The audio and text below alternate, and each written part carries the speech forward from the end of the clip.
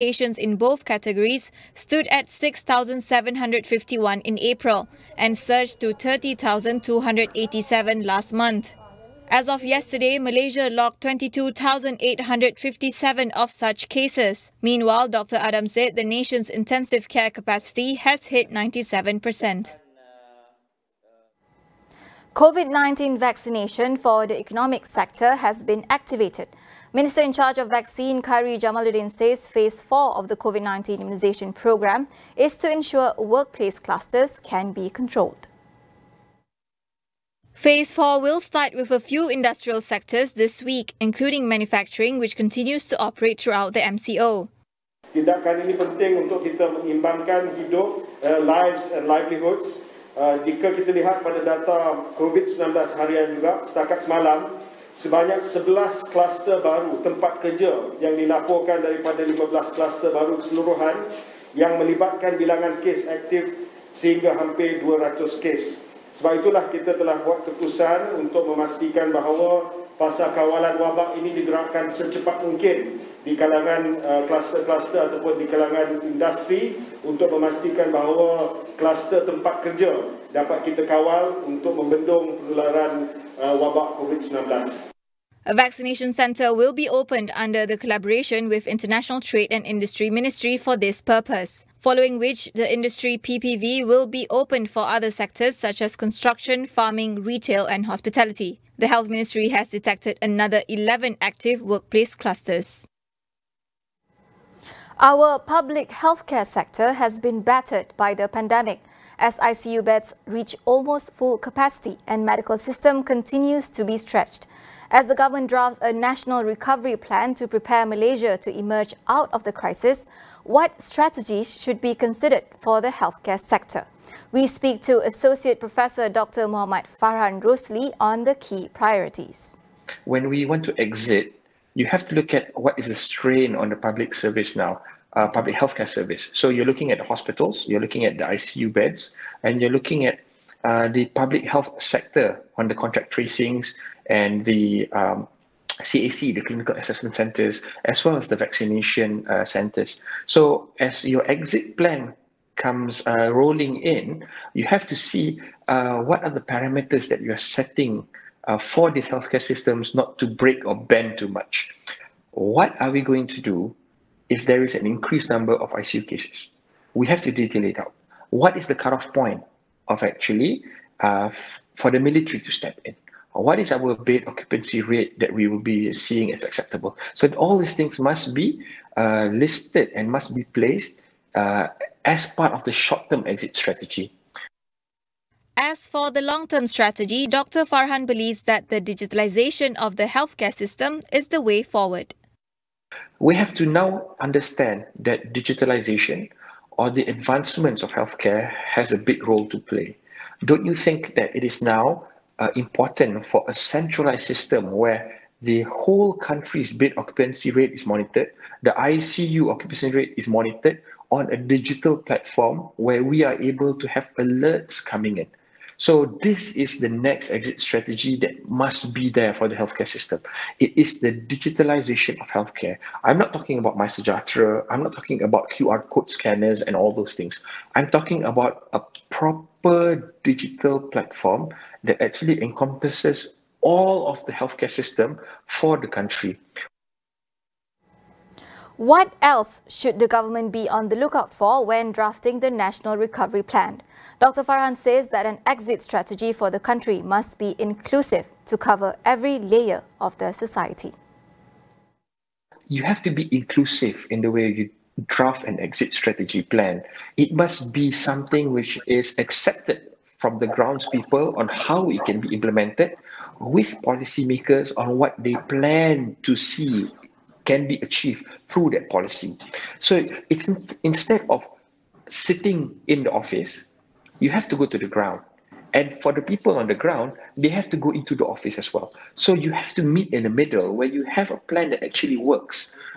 Because I think what we've seen so many times in the pandemic is that everything looks extremely good on paper, but it cannot be implemented. So by the time it gets to the ground, by the time it goes down to the implementers, nothing can be done because it's not feasible. And a lot of times we've seen this happen time and time again. So for the exit strategy plan, you need to get people in. You need to rope people in from the very low levels all the way to the top. Dr. Farhan believes that an exit strategy must be carefully thought out in order to address concerns of the society. So there's so many things that's going on that people who are trying to think that they know what to write on the paper, there's actually much more information that's needed for an exit strategy plan. It's going to be very, very difficult for me to accept if they are able to actually come up with an exit strategy plan in the next 1 week, because it's impossible for them to do that. This exit strategy plan should have been drafted since the first day that we did the MCO, knowing that the pandemic will stretch out.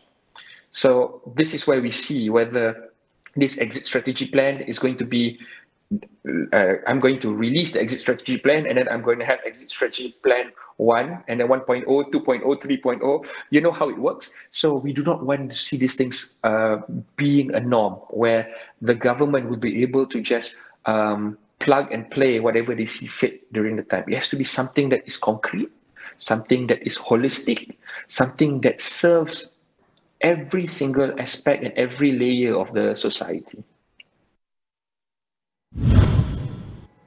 The region of Pahang, Tengku Hassan Al-Ibrahim Alam Shah Al-Sultan Abdullah Rayatuddin Al-Mustafa Billah Shah has urged the state and federal governments to end mining activities in Tasik Chini.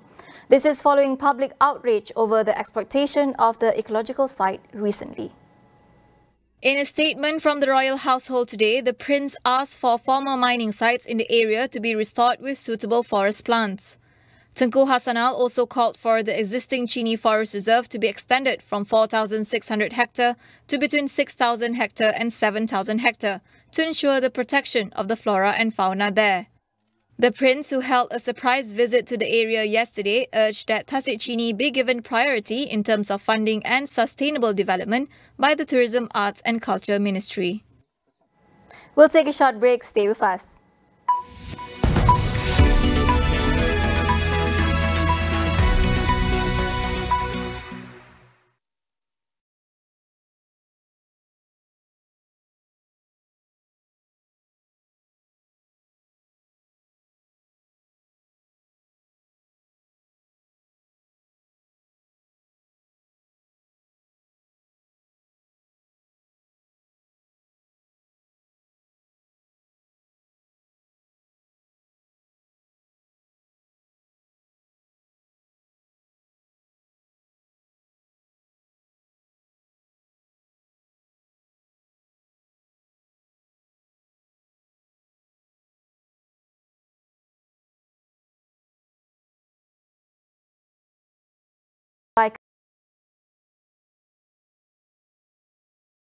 Set for this week, citing limited vaccine supplies.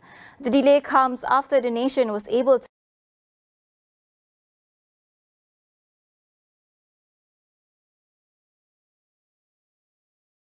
officials sought to reassure the public over vaccine supplies, citing confusion from private hospitals as the source of the hiccup.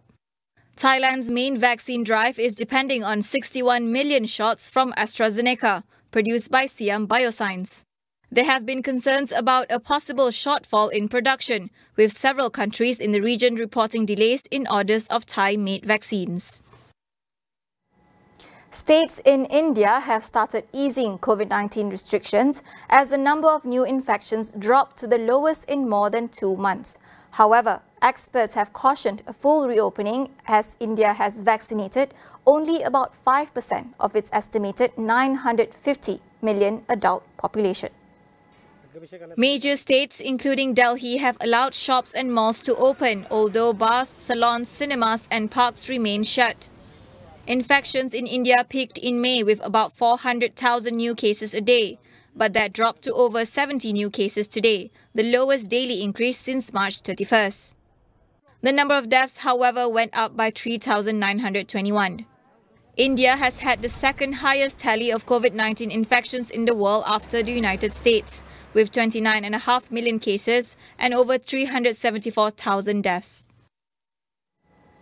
Moving on to updates from the G7 summit in Britain. Japanese Prime Minister Yoshihide Suga said he had won firm support from all G7 leaders to hold the Tokyo Olympics despite public concern that the Games could worsen the spread of COVID-19 infections. Japan is desperately pushing to accelerate the pace of vaccinations, but the majority of the public say they want the Games to be cancelled or postponed again, with less than 50 days till the start of the event. G7 leaders in a statement reiterated their support for holding the Games in a safe and secure manner as a symbol of global unity in overcoming COVID-19. Suga said he had been reassured by this support and promised thorough infection control would be in place to safeguard the Games that will kick off on July 23rd. Tokyo and several prefectures are under a state of emergency until 20th June. Infections have slowed recently, but the spread of variants is still a concern that could put pressure on already stressed medical facilities. More than 4 months after a military coup in Myanmar, ousted leader Aung San Suu Kyi faces trial in court today for a raft of charges, including illegal possession of walkie-talkies and breaking COVID-19 restrictions while campaigning for elections last November. The junta have also accused her of corruption and violating the Official Secrets Act. At 75 years old, Suu Kyi is facing prison sentences that could put her in jail for the rest of her life. Many of her supporters have moved beyond her calls for non-violent resistance and gradual reform. Instead, daily protests have rocked Myanmar since the military removed her government in February, ending a 10-year experiment with democracy. The mass uprising has been met with a brutal crackdown that has killed more than 850 people.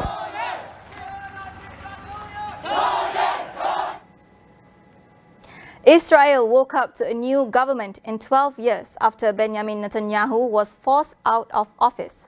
New Prime Minister Naftali Bennett promises to try to heal a divided nation as he presides over a fragile coalition comprised of parties with deep ideological differences. Bennett met with his cabinet today, accompanied by Israeli President Reuven Rivlin. The right-wing nationalists will lead an unprecedented coalition of 8 parties that won a confidence vote by just 1 seat on Sunday. The vote ended a 2-year cycle of political stalemate in which Israel held 4 elections. Netanyahu, meanwhile, made clear he has no intention of exiting the political stage. He will now lead the opposition party. As the public health crisis deepens and the emergency nears its end, what options are available to political leaders?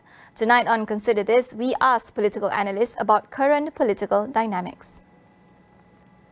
That is all we have for you on AWANI tonight. Get the latest news update on COVID-19 and COVID-19 vaccines from astroawani.com and Astro AWANI app. I'm Farhana Sheikh. We'll see you again.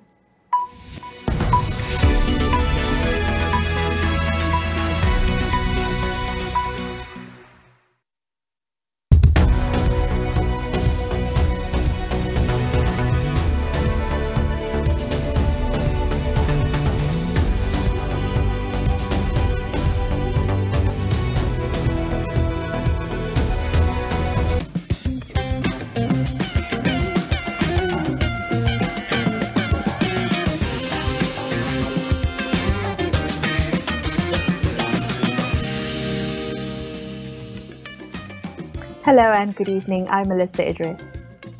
And I'm Sharad Kutin. Welcome to Consider This, the show where we want you to consider and then reconsider what you know of the news of the day.